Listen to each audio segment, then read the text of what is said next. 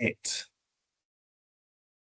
Well, welcome everyone to our Let's Talk About the Basics of Cleaning, Sanitizing, and Disinfecting webinar in celebration of World Food Safety Day, which is this Saturday, June 7th. My name is Angel Alvarez. I'm the Marketing Communication Specialist for Ecolab's Global Food Safety and Public Health team. And I'm excited to have you join us today as we explore the science behind these practices and why they matter so much for food safety around the world. Before we get started, I just want to go over a few housekeeping items. We've muted all microphones to avoid any background noise, but we encourage you to participate by typing your questions in the chat box. We'll address your questions during the Q&A session at the end. Also, all cameras are off to ensure privacy and a smoother connection. We appreciate your understanding and we look forward to a great webinar. So here's what we'll cover today. We'll start with an overview of World Food Safety Day. Next, Erin will walk us through the impact of food safety and the importance of a strong sanitation process. Then Amanda will dive into the science behind sanitation, followed by a discussion on the challenges and barriers we face in maintaining high standards. We'll wrap things up with a summary of key takeaways, share resources you can use, and then we'll finish with a Q&A session to answer your questions. All right, so just some background on World Food Safety Day. This event was established by the United Nations and WHO in 2018 to raise awareness about food safety and encourage actions to prevent foodborne illnesses. Each year there is a theme. So this year's theme is Food Safety, Science and Action, which focuses on utilizing scientific innovation and evidence-based practices to enhance food safety, reduce foodborne illnesses, and foster global collaboration among stakeholders to ensure safer food systems. So how can you participate? There are several ways. Engage by joining the conversation and supporting initiatives that promote food safety. Implement by reviewing and enhancing your food safety practices to meet global standards. And collaborate by working together across industries to share best practices and innovations in food safety.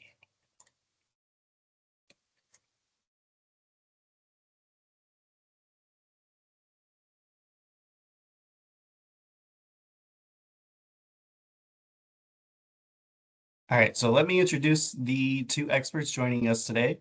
First, we have Erin Mertz, Director of RD&E for Food Safety and Public Health.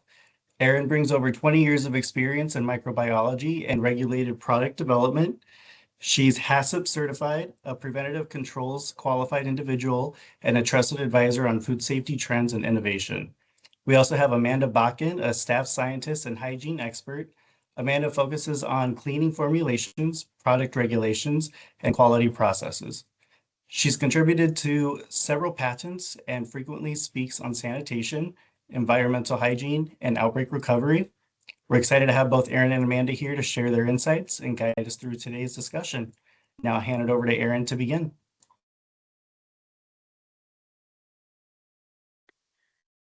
All right, thank you, Angel.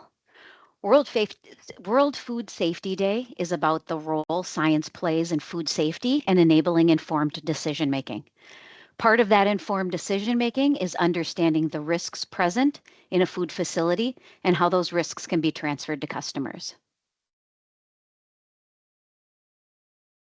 According to the World Health Organization, or WHO, approximately 16 million people die from infectious disease each year. Many of these are preventable.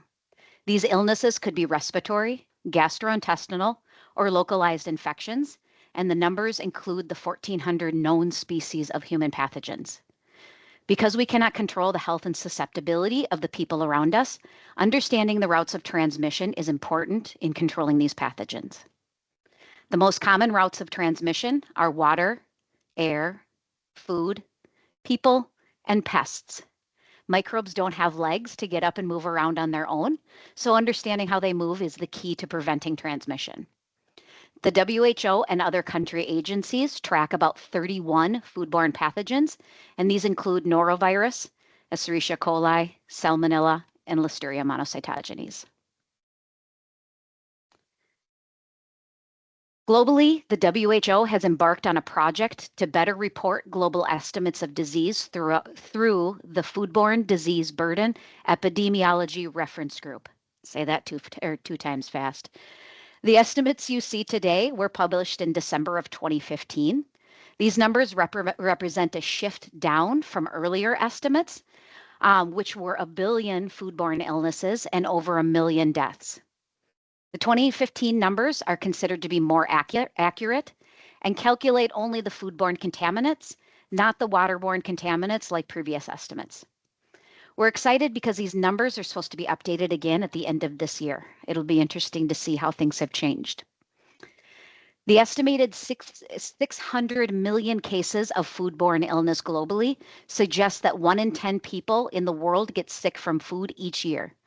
This is actually lower than US estimates, which are 1 in 6, because the number of reported foodborne illnesses globally is proportionally smaller than the world population. This is most likely because there are many countries lacking data in these global estimates, especially in the developing world. So, what are the most common ways foodborne illness is transmitted? Several agencies, including the United States Centers for Disease Control and Prevention, or CDC, the European Union, and the China Centers for Disease Control and Prevention, or CCDC, have all reported their top contributing factors linked to foodborne illness outbreaks in their country or region. So we can see from this data that the #1 issue in each region is different. In the US, improper holding, inadequate heat treatment in the EU, and accidental ingestion of poisonous mushrooms in China. There are some similarities too. So cooking, cooling, and holding temperatures are an issue everywhere. Cross-contamination and contaminated surfaces are also found in the top 5 and can be attributed to poor sanitation and hygiene practices. Knowing these top causes and what makes people sick can help us focus our efforts into activities, training, and innovation that makes the biggest impact. Another area, sanitation and hygiene are very important, is when we're mitigating allergen cross-contact risks. Allergens make up a significant portion of the recalls in the US and Canada. And in the paper, Cleaning and Other Control and Validation Strategies to Prevent Allergen Cross-Contact in Food Processing Operations, Lauren Jackson et al. State that approximately 1/3 of the FDA allergen recalls may be attributed to poor sanitation, hygiene, and material handling practices.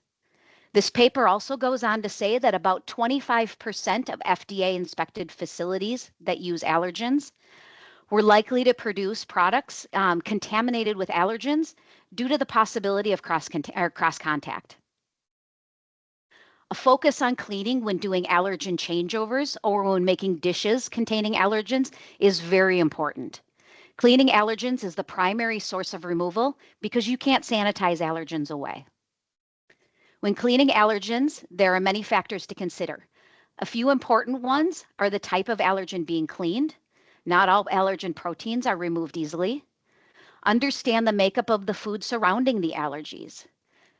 For example, nut butters are going to clean differently than fluid milk.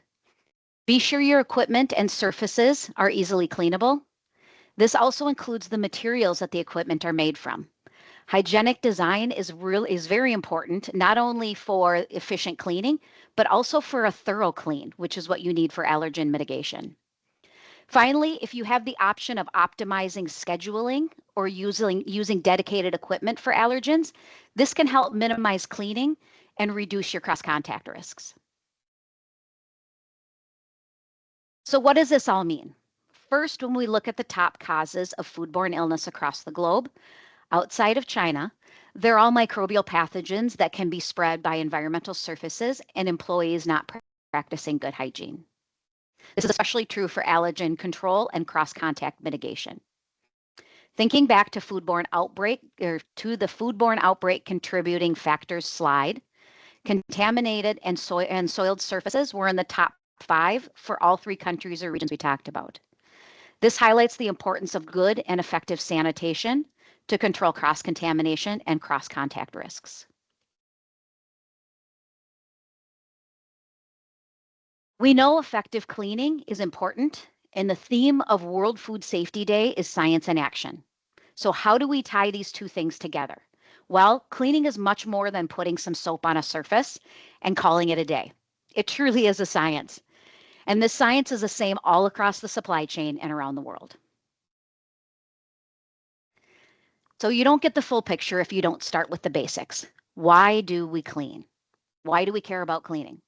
Well, when you see visible soils on the surface, there are a lot of components that make up this soil. Each food type is made up of different parts, like fats, oils, carbohydrates, minerals, as well as microscopic organisms and possibly allergens if you're working with them. Cleaning is done not only to remove the soils from the surface, but to maintain the safety and quality of the food we produce and serve every day. It's possible to have safe food without it being quality, and quality food without it being safe, but you'll never run a successful business if you don't have both.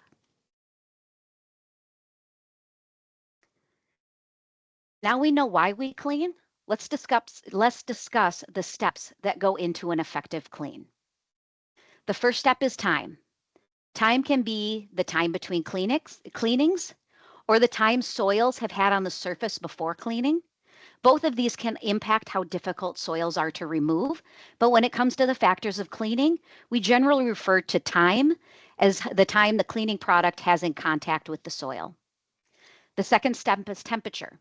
Like time, temperature could indicate the temperature at which you are preparing food or processing, because generally the more temperature used in that process, the harder it makes for the soil to be removed. Here we're referring to the temperature of the cleaning solution and the temperature of the surface when cleaning. The third step is chemical action. This step refers to the cleaning chemistry itself. What is the makeup of your chemistry? What are the concentrations that you're using? Amanda's going to talk more about the chemistry of cleaning in the next section.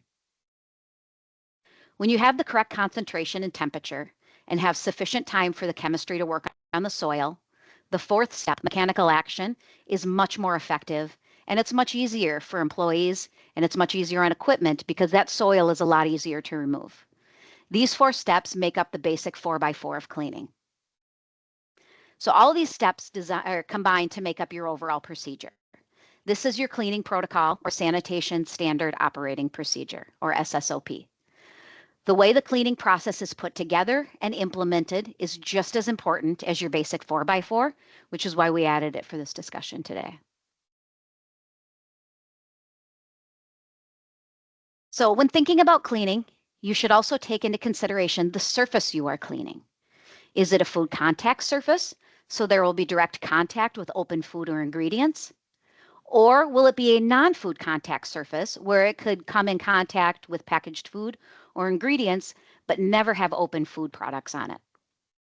Understanding what is food contact and what is not food contact is important for knowing how to perform the correct sanitation. Examples of food contact surfaces in manufacturing are food prep surfaces, conveyor belts, the inside surfaces of production equipment, and sampling equipment, which is something people don't often think about. Their sampling equipment is a food contact surface and should be treated as such. In food service and retail, they can also be slicers, dicers, cutting boards, and the interior of the ice machine. Remember, ice is a food item. Examples of non-food contact surfaces in manufacturing are ingredient and package storage areas, walls, floors. If you have a mezzanine or an elevated workspace, a mezzanine railing, and then waste bins. In food service and retail, they include shelves, floors, walls, ceilings, and the exterior of cooking equipment. So it's important to always remember that even though non-food contact surfaces don't have direct contact with open food, they can impact food contact surfaces and the food itself if cross-contamination or cross-contact isn't controlled with effective sanitation and personal hygiene. So going beyond cleaning, there are 3 basic steps to the sanitation process: clean, rinse, and sanitize or disinfect. The goal of the clean step is to free soils from the surface. Once they are free, the rinse step is there to rinse away the soils. At this point, the surface should be visibly clean. Remember this is something we'll talk about again, visibly clean. When it is, an antimicrobial agent can be used.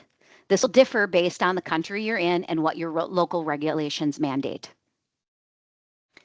In the food service and retail environments, this can be done with a bucket and rag, a 3-compartment sink like shown, or in a dish machine. The manufacturing process is most commonly done by manual clean, a clean in place or CIP, or by utilizing a clean out of place or COP tank. It's important to note that the cleaning basics are the same across the supply chain, but will be performed and referred to in different ways. Now let's put this together into sanitation and how it varies by region. In the Western Hemisphere, the process of basic sanitation on food contact surfaces is pre-rinse, clean, rinse, and then followed by the use of a sanitizer that does not require a post-rinse. If a disinfection step is needed, it comes after the clean and rinse and is followed by an additional rinse, then the no-rinse food contact sanitizer. In Europe, they follow the same clean and rinse steps, but use a disinfectant followed by a water rinse.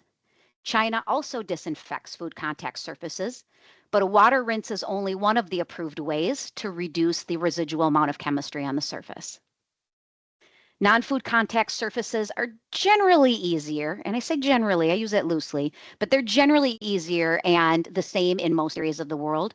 So pre-rinse, clean, rinse, and then a sanitize or a disinfect step.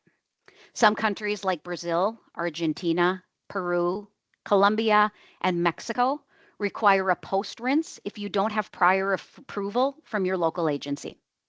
Clear as mud, right?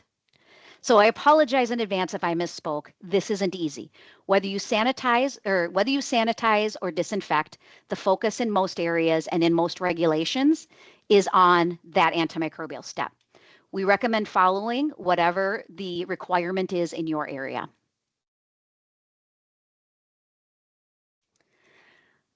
So the last slide, I threw around the words clean, sanitize, and disinfect, like we all know what the difference is. Some do and some don't. When we talk about cleaning, it is the physical removal of soils from the surface, and the goal is to remove, and it does not kill organisms. I'm going to say that again. Cleaning is not a kill step. Cleaning is a removal step. Sanitizing reduces the number of bacteria on a surface, and it's done only after a cleaning procedure that leaves a visibly clean surface because the benefits of sanitizing build on the benefits of a thorough clean.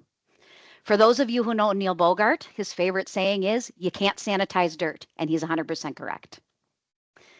Disinfecting can kill both bacteria and viruses on a surface. Proper disinfection should also be on a visibly clean surface. The amount of antimicrobial active in disinfectants is generally higher than with sanitizers. This allows for the increased efficacy and will require a rinse on food contact surfaces.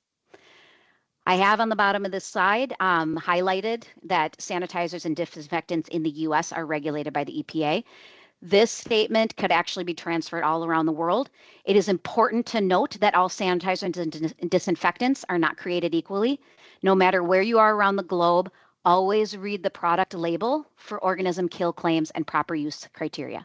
So the highlighted one is what we always say in the US, but no matter where you are in the world, make sure you read that product label to make sure that your organisms you're looking to mitigate are on the label and you're using the correct use concentration and time.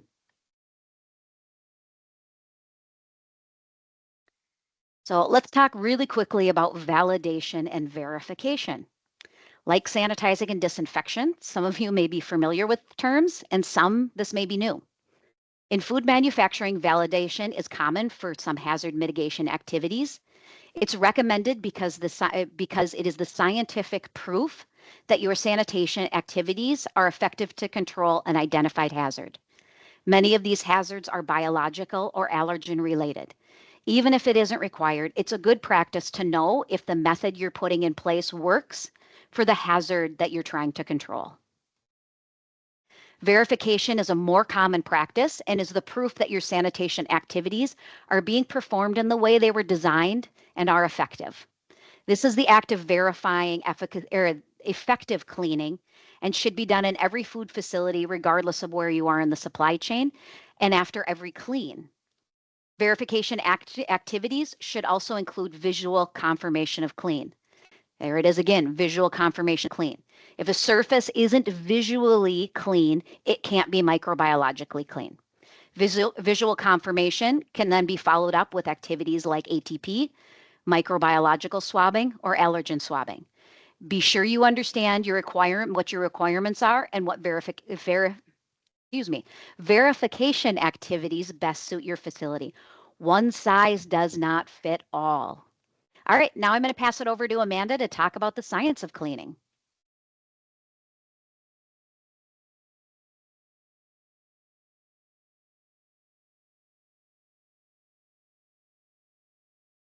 Here we go. All right. Thanks, Erin. Let's dive into the science of cleaning. All right, there are going to be many things to consider when selecting the right cleaner for your process. Things like how and where is it being used? Is it in an environment that can tolerate water? Are there sensitive surfaces that might be damaged?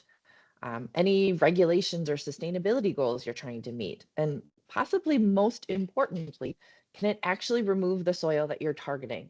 So all of these considerations are going to influence your decision.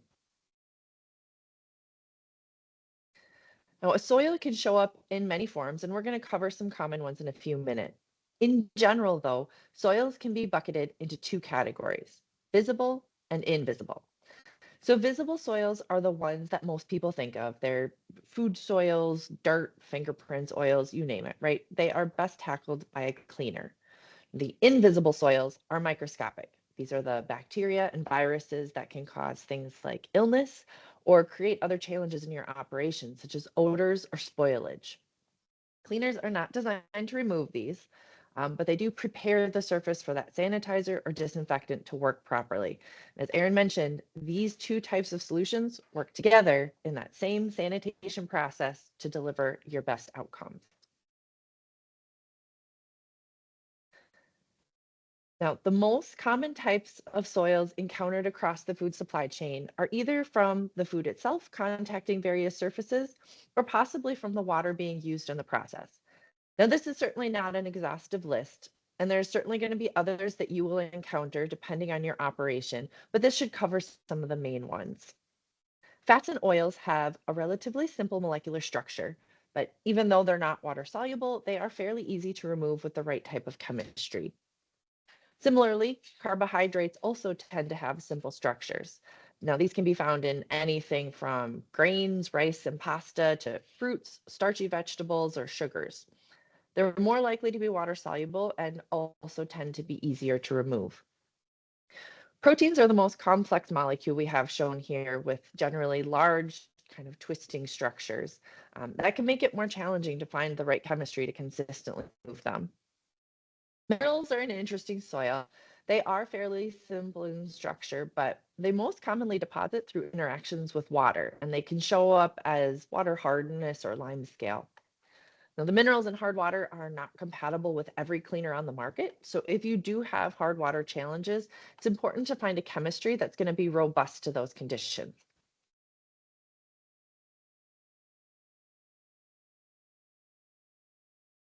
So now that we know about the soil that's on the surface, how do we get it off?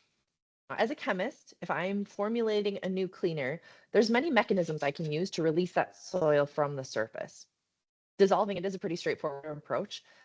This is making a uniform down to the molecular level. So think of salt dissolved in water. I could liquefy it, which needs some level of heat to melt a solid into something that's easier to remove. I could rely on a chemical reaction. This is the process of actually breaking chemical bonds to kind of fundamentally change the nature of that soil. One common example of a chemical reaction is when you mix baking soda and vinegar. The molecules you are left with at the end are not the same molecules you started with. Now, dispersions and emulsions are sometimes terms that get mixed up, but a dispersion is when you make a stable mixture of a solid in a liquid. So you can think of like pepper in water. An emulsion is a stable mixture of a liquid in a liquid, oil and water. Now, neither of these creates a uniform mixture, but with the right chemistry, they can create mixtures that don't separate out over time. And lastly, when we consider those invisible soils or pathogens, we focus on chemistry that can sanitize or disinfect, meaning to kill or inactivate pathogens to levels that are considered safe for public health. Now, as a chemist, the mechanism and chemistry ingredients I choose are going to depend largely on the type of soil that needs to be removed, but also the procedure being used. So let's look at some typical ingredients used in cleaners. There are 7 main categories we're going to cover. Alkaline cleaners have a pH greater than 9. So if you think of a pH scale, 7 is considered neutral, and anything 9 or above is considered alkaline or basic. A common ingredient for alkalinity is sodium hydroxide, which is shown here. When you dissolve that in water, it separates into the sodium ion and the OH hydroxide ion, which is what is really driving that cleaning performance. Alkaline cleaners mainly work through dissolving a wide range of soils or through a really interesting reaction with fats and oils called saponification. I won't test you on that term. But when a hydroxide ion encounters that fat or oil molecule, it breaks a specific oxygen bond in the molecule, turning it from a soil into a crude form of soap, which then becomes very easy to rinse off. Historically, this is how bar soap was made. Acidic cleaners have a pH that is less than 2. So in general, acids can be thought of as something willing to donate a hydrogen proton when it's in solution. It's this proton that really helps drive that cleaning performance, because there's many types of molecules that will happily accept that stray proton and change some of their properties. For example, limescale residue is typically composed of calcium or magnesium carbonate. And when you apply a strongly acidic cleaner to it, such as something containing nitric or phosphoric acid, the carbonate part grabs that proton and turns it into carbonic acid, which is very soluble in water. This starts to break up that crystalline structure and removes the lime scale. Now, if you're ever uncertain where your product falls in the pH range, a good place to check is the product SDS. There's going to be a section that describes characteristics of the chemistry, and that should include a pH value. Surfactants are a very common ingredient in most cleaners. The word surfactant itself comes from the term surface active agent, meaning a molecule that has a tendency to move towards surfaces. Now, that's incredibly helpful when it comes to cleaning, because the soils you're trying to remove are going to be at that interface of water and the surface. Now, surfactants work through a unique structure where they have a head group on one side of the molecule that loves water, and a long tail coming off the back that hates water. So if you have an oily or greasy soil, like what's shown here in yellow, the tail of the surfactant will be attracted to it, while the head group will turn into the water. Now, once you get enough surfactant molecules bunched around that soil, they work together to suspend it in water instead of leaving it on the surface, thereby making an emulsion. Chelants are also widely used in cleaning chemistry due to their ability to strongly bind to metal ions. Now, chelants as a structure aren't generally linear, but they tend to be more branched molecules because in order to chelate a metal ion, they need to form at least 2 bonds with it, which is why these bonds tend to be a bit stronger in nature. They work at different pH ranges, so a chelant in an acidic chemistry might target iron deposits, while an alkaline chemistry could target the calcium and lime scale, right? Calcium is a metal. Chelants are also used as water conditioners to either reduce lime scale from forming in the first place or to even enhance cleaning performance. Now, solvent-based cleaners are a bit less common, but often used for very targeted applications or specific soil challenges. They're typically a liquid used to dissolve something that isn't easily soluble in water. The general rule of thumb used with solvents is that like dissolves like. So polar solvents will dissolve polar molecules, and nonpolar solvents dissolve nonpolar molecules. So water, shown here on the left, is considered a polar molecule because it carries different charges at either end. You can kind of think of it like a magnet with a positive and a negative end. Now, carbon dioxide, shown on the right, is an example of a nonpolar molecule. It doesn't carry a difference in charge at either end of the molecule. Now, Carbon dioxide isn't typically used as a cleaning agent, but there are more complex molecules using that same principle that can target things like heavy grease or really stubborn soils. Oxidizers are reactive molecules that like to move electrons around. They typically show up as either oxygen-containing molecules, such as hydrogen peroxide, or very reactive chemistry like chlorine. Now, these can be really helpful to use against those complex protein soils because when they encounter a protein molecule, they react with it and break it up into smaller chunks. Now, this process disrupts the overall structure of the soil enough to loosen it from the surface. It's important to keep in mind that this reaction also eats up the oxidizer. Now, you can see here that the hydrogen peroxide tends to decompose into oxygen and water byproducts. So if there's a significant soil load on the surface, you'll need to ensure you're using enough chemistry to tackle that soil. Now, enzymes are a more recent class of ingredient used in cleaning chemistry, but they carry some unique traits that make them very useful. They are a specific type of protein that acts as a catalyst to break down soils into smaller pieces. But unlike oxidizers, they don't get eaten up in the reaction. You can generally recognize them by the suffix of ASE or A's at the end of an ingredient name. Now, each enzyme type is specific to a particular soil because of the types of chemical bonds they're able to break. For example, proteases will target proteins, lipase enzymes target fats and oils, and amylase enzymes target starches. Now, enzymes are more sensitive to their environment, so things like temperature, pH, and water hardness can influence their performance. It's really important to read those use instructions carefully for enzymatic cleaners just to make sure you're really getting the best performance from them. All right, now this is the piece that puts it all together, matching the chemistry to the soil to get your most impactful results. So for locations that handle very specific types of food or processes, so think of, a meat counter, a processing plant, or even a bakery, it's more straightforward to find targeted solutions to get after your particular soils. For places that handle many different types of foods, maybe a restaurant kitchen, you might be dealing with all of these. And so a more multi-purpose solution would be needed. You might hear of multipurpose chemistries, also referred to as a built chemistry. This just means that it contains multiple components designed to optimize your cleaning performance. So it could be something that has alkalinity, a surfactant, and a solvent all baked in together. Built chemistries are effective at a broader range of soils, including, fats and oils, carbohydrates, and proteins, among others. But for those mineral soils, you might still need a specific solution just because the mechanism for cleaning there tends to be a little different. In any case, having a working knowledge of those soils that you encounter and the different types of chemistry available can help reduce the time and energy it takes to get those surfaces clean.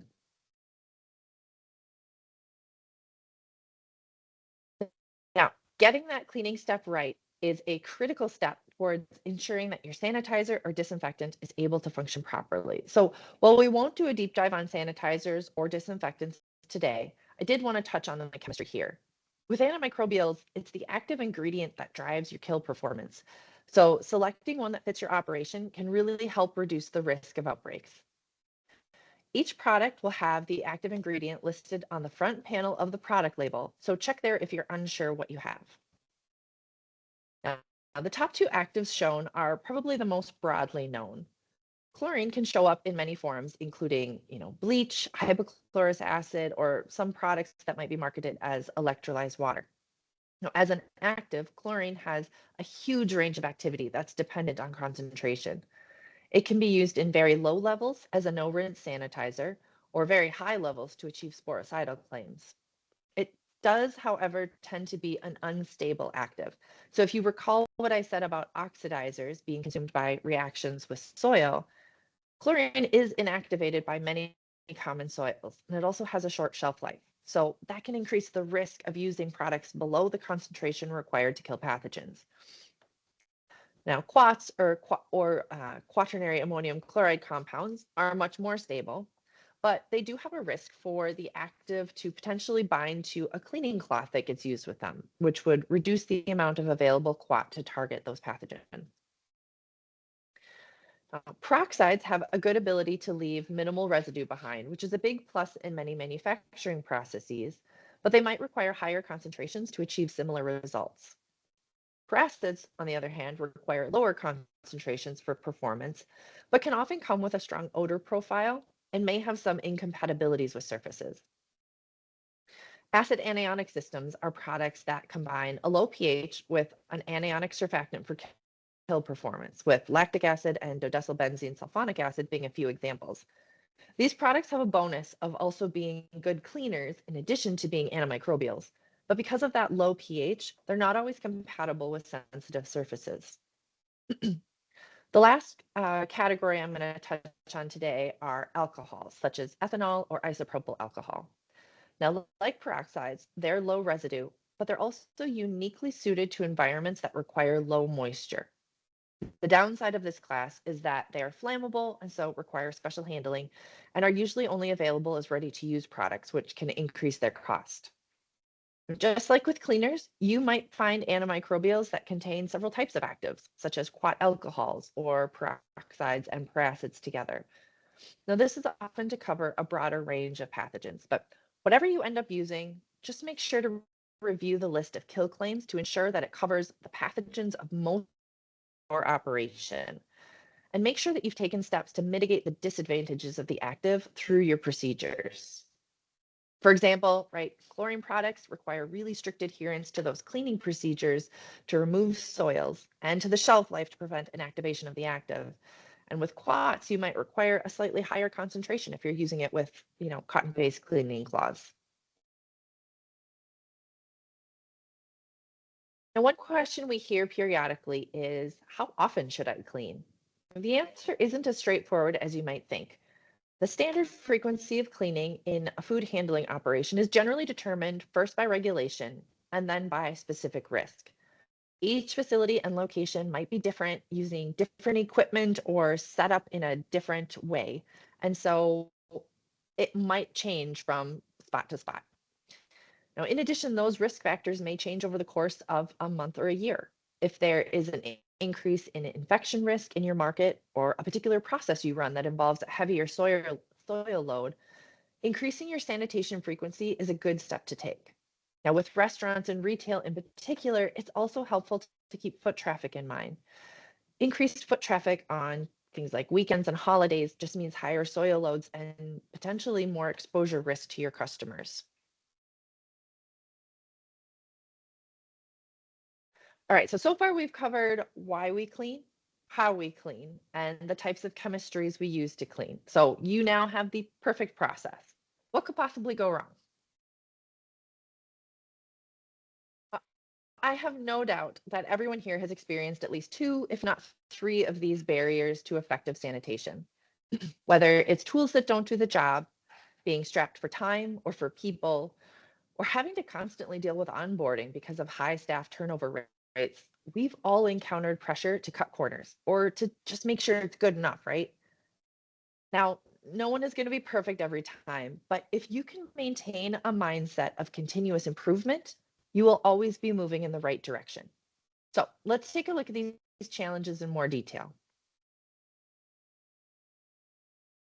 According to a survey reported in Food Protection Trends, having ineffective tools is the most common issue impacting safe food preparation, as cited by staff and managers. Now, anyone who has worked in retail, food service, or manufacturing can tell you that if a tool makes the job harder or makes it take longer, it's just not going to be used, and staff will find a workaround. So what makes a tool ineffective? I mean, it could be broken, right? That's an obvious one. Maybe it's a leaky sanitizer bucket or a pressurized sprayer that struggles to hold pressure. But it could also be inconvenient. Is the tool actually accomplishing the job it's supposed to? Or does it require significant effort or strength to use? It could be as simple as having or not having the right range of glove sizes available, or considering the ergonomics of the tools you have. The tool could also be inaccessible. Think about where your sinks are placed for hand washing or where your cleaning supplies are stored. Are they near the place where they're going to be used, or does someone have to go out of their way to grab them? Now, one great approach to this is to talk to your staff. Find out what gets in their way when they're cleaning. What frustrates them? If you see someone who isn't using the proper tool, pause a moment and ask why. It might uncover challenges you were unaware of.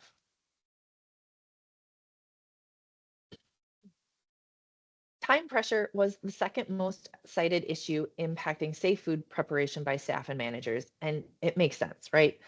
Every person that doesn't get seated in the restaurant, every time product isn't on the shelves, and every minute a line is down for cleaning in your plant directly impacts your profit and productivity. So when it comes to cleaning, staff feel the time crunch, and it's unlikely to change in the near future. According to the National Restaurant Association's State of the Restaurant Industry in 2024, over 90% of restaurants in the US report that they are understaffed, with 70% of them saying they have difficulty filling their open positions. This can lead to a reduction in cleaning frequency, missing areas that need to be cleaned, or relying on subjective assessments when measurements might be needed. I mean, if the sanitizer still smells like chlorine, it must be good, right? Now, this is a really challenging hurdle to overcome, but I would advocate into looking into how technology can help your operation. What processes could you automate? What is something you could take out of someone's hands so they have more time to do a different task? Now, this could be part of the cleaning process itself. Maybe there's equipment that you could implement a clean in place process for without having to take it apart. It could also be other parts of your operation, such as implementing automated temperature monitoring to allow staff to spend more time on sanitation tasks. Additionally, you can work to cultivate a positive food safety culture. Now, this is going to be the shared attitudes and priorities of everyone within your organization with regards to food safety. As a leader, you can communicate a vision that has food safety as one of its core missions. Encourage an environment of support in your location where there's group accountability for food safety and where reminders can be given in a positive light about best practices instead of a punitive one. You can even consider how to positively reinforce good food safety practices through a contest or recognition program, even simply in the moment. Hey, I noticed you cleaned up that mess earlier. Thank you for doing that. I really appreciate it. All right, the last barrier I'll cover today is training. In 2023, the National Restaurant Association reported an average annual staff turnover rate in US restaurants of 70%, which means over half of those staff are new every year and require training and onboarding.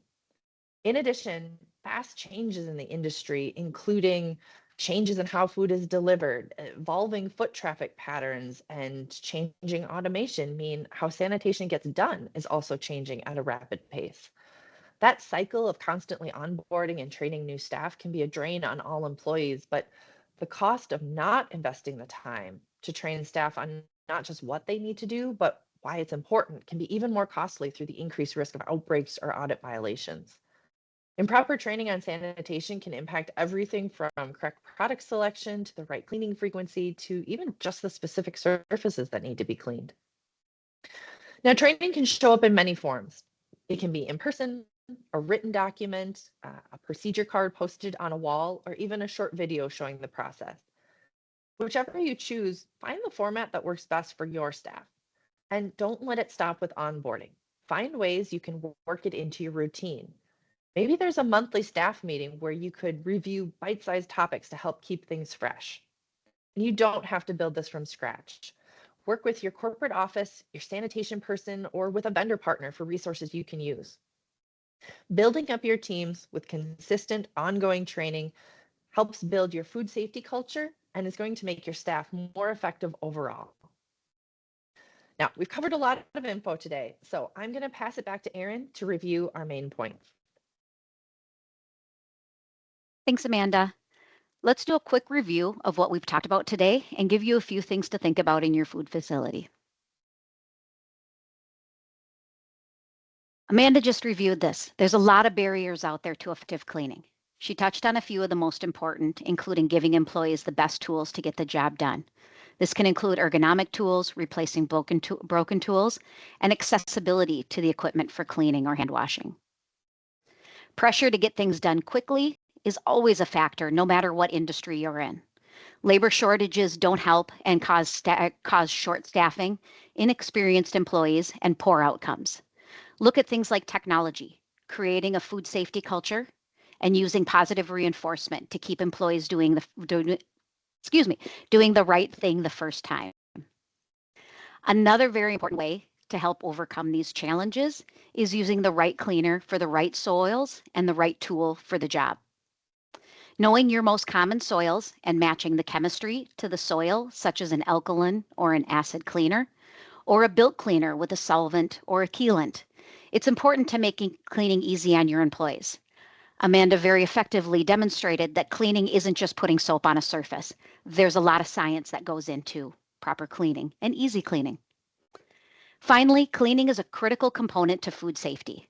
The basics of a sanitation program are the time a cleaner is in contact with the surface, the temperature at which it's cleaned, the correct concentration of chemistry, using mechanical action, and finally, tying it all together with an effective cleaning procedure.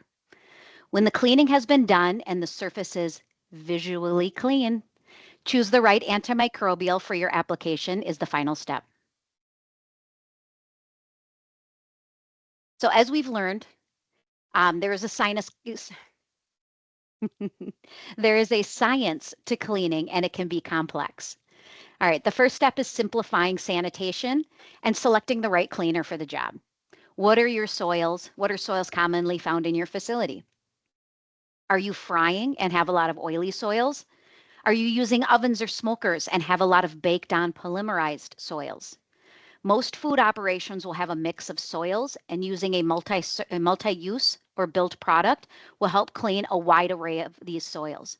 Though there are cases where you still may need a special product for those tough to clean areas.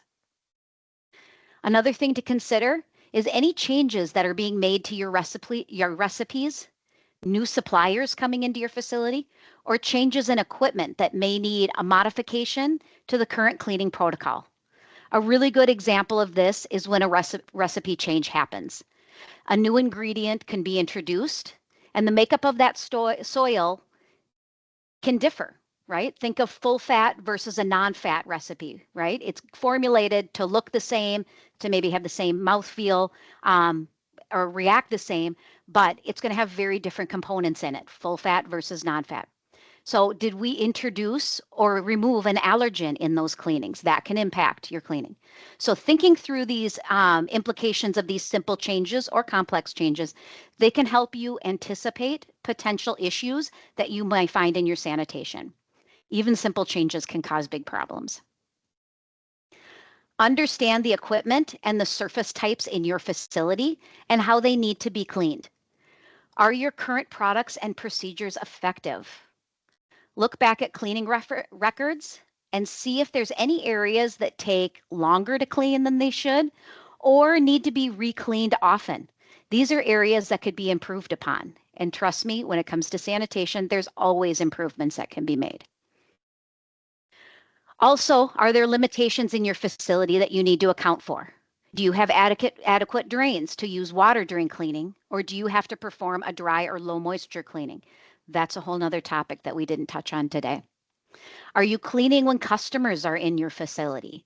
If so, having cleaners that are effective and non-offensive to patrons, for example, have a strong smell, is important. And finally, we've talked a lot about this in the presentation. A robust sanitation program is crucial to mitigating cross-contamination risks or cross-contact risks associated with allergens. Be sure you have identified the microbial and allergen risks in your operation and have an effective, even validated sanitation step. Be sure you are verifying the sanitation step after every clean to ensure the surfaces are visibly clean and your risks are being controlled. So finally, partner with your sanitation provider to review and optimize these cleaning programs. They should be able to answer any questions you may have on cleaning and make sure you're keeping employees and customers safe from microbial and allergen risks. You don't have to know the chemistry of cleaning, but you've got people that do. So now I'm going to pass this back to Angel to review some of the resources.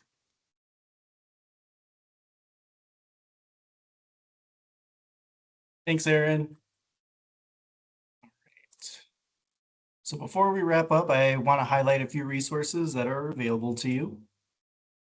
The first are articles that are publicly published in collaboration with Ecolab food safety and public health experts.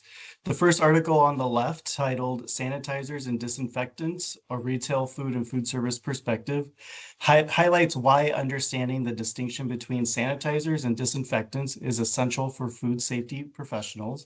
It connects directly to FDA food code standards, offers practical label interpretation tips, and helps anticipate industry shifts, making it a helpful resource for communication and training. The second article on the right, titled Cleaning, a Retail and Food Service Perspective, highlights the importance of understanding surface sanitation in retail and food service environments. It clarifies the terminology used for cleaning and sanitation steps, connects poor surface sanitation to foodborne illness outbreaks, and explores real-world challenges such as labor shortages and time constraints, and focuses on hard, non-porous surfaces that are common in these settings. This information is helpful for developing accurate and impactful food safety communication materials. To read the articles, you can scan the QR codes on the screen with your phone. Next is Ecolab's Microbial Risk Site, your one-stop hub for understanding how microbial hazards impact food safety and public health. On this page, you'll find detailed profiles of high-risk pathogens like E. coli, salmonella, and more, along with real-world examples and updates on emerging threats. It also offers practical tools like control strategies and technical insights to help you strengthen your food safety protocols and stay ahead of compliance requirements. Whether you're looking to deepen your expertise or need quick, trusted guidance, this site puts helpful information right at your fingertips. You can visit it anytime at ecolab.com/microbial-risks or scan the QR code on your screen. And finally, the Ecolab Food Safety and Public Health team has multiple newsletters available to you. Both the US and Europe have free monthly newsletters written by Ecolab food safety experts covering regulatory updates, seasonal food safety issues, emerging trends, and more. If you'd like to receive these newsletters straight to your inbox, just scan the QR codes on the screen to sign up. All right, so we've covered a lot of ground from the science behind cleaning and sanitizing to practical strategies for improving food safety. Now we'd love to hear from you. If you haven't already, feel free to drop your questions into the chat. We'll take the next few minutes to answer as many as we can. And as of right now, I don't see any, so I'll just pause for a few seconds and allow everyone a chance to type any questions that they may have.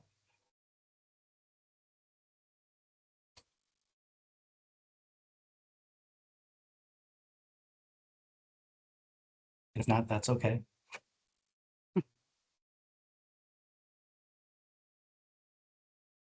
All right, I don't see any coming through, so that's all right. We can end it here. So that brings us to the end of today's webinar. Thank you so much for joining us. We appreciate your time and participation. Oh, I think we did get a few questions here.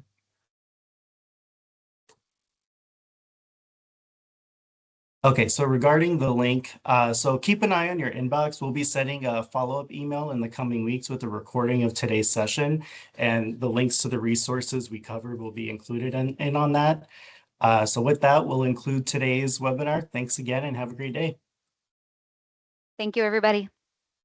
Thank you, everyone.